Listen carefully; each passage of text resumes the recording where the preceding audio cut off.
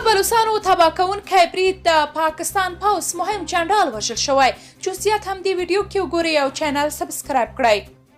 د بلوچ بیلتونپالې ډلې یو ویاند میجر ګهرام بلوچ سار نیوز ته ویلي چې د دوی جنګیالي په پنجګور ولسوالۍ کې د پاکستاني پوځیانو په نویو آباد شویو کمپونو کې ورننوتي او تر دا مهاله د یو جنرال په شمول 180 پوځیان وژلي. هغه دغه راز ادعا کړې چې د پاکستاني پوځیانو ګڼ شمېر وسلې او ځینې موټرې یې نیولي او یو شمېر پوځي ځایونو ته یې اور ورته کړی چې خورا زیات درانه مالي تلفات یې پاکستاني لوري ته اړولی. ګهرام خپل لور ته هم د مرګ ژوبلې اوښتل مني او زیاتوي چې تر اوسه یې 6 ملګري وژل شوي. بل لور ته بیا پاکستاني ځواکونو سخت وارخطا دي او مرستې ته یې هوایي ځواک هم را رسېدلی.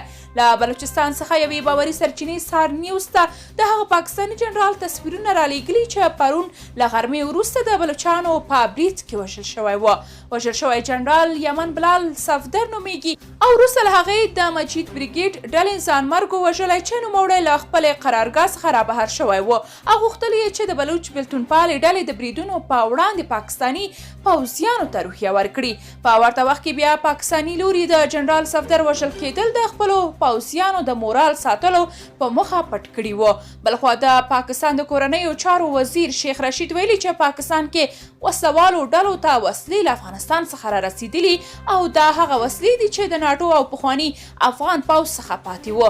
هغه همداراز ویلي چې په پاکستان کې د نورو بریدونو احتمال هم شتون لري. درنو لیدونکو، تاسو که د دې موضوع په اړه کوم نظر لرئ کومنټ کې شریک او چینل سبسکرایب کړئ.